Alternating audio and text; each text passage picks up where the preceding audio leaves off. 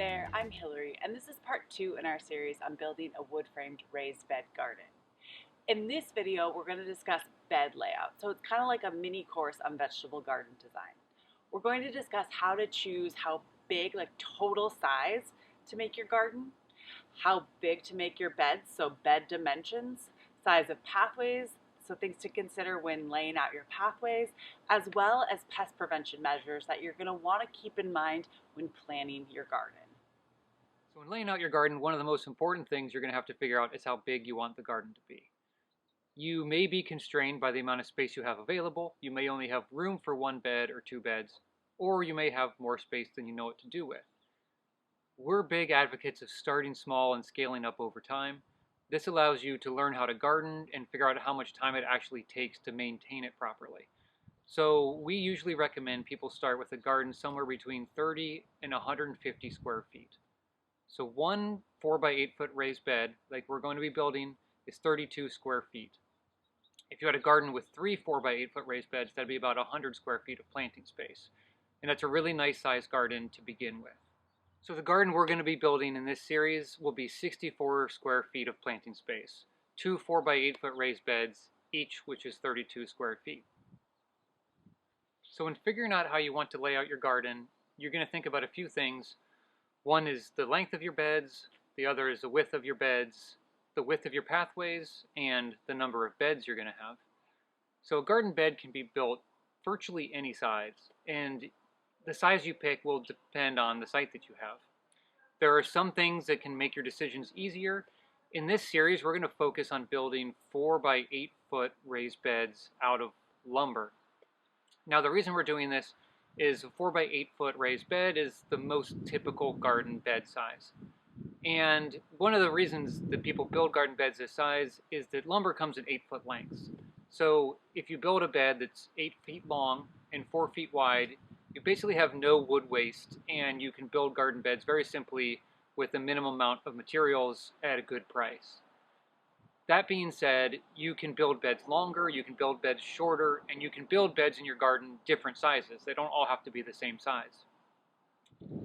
The dimensions of your beds you're going to have to think about are the length, the width, and the height of the bed. So these beds we're building are going to be 8 foot long and 4 feet wide. Like I said, beds can be longer than 8 feet or shorter than 8 feet. We don't recommend garden beds ever wider than 4 feet. If it's 4 feet wide and you have access from both sides, you can reach about 2 feet to the middle and you'll be able to touch every part of your garden bed without straining. If that feels like a stretch, build your bed narrower. 3.5 or 3 feet wide may be more comfortable for you. If you're building up against a wall or a fence, build your bed 2 feet wide so you can reach the back comfortably. A wood-framed bed can be any height you like, from a few inches to a few feet. The frame on a shorter bed functions mainly to create hard edges that delineate the beds from the pathways and ensure that the soil stays in place over time. A taller bed will hold more soil, which is a bonus if you're building over potentially contaminated soil or on an impervious surface. Tall beds can also be nice for people who want to alleviate the stress of bending down to work closely to the ground.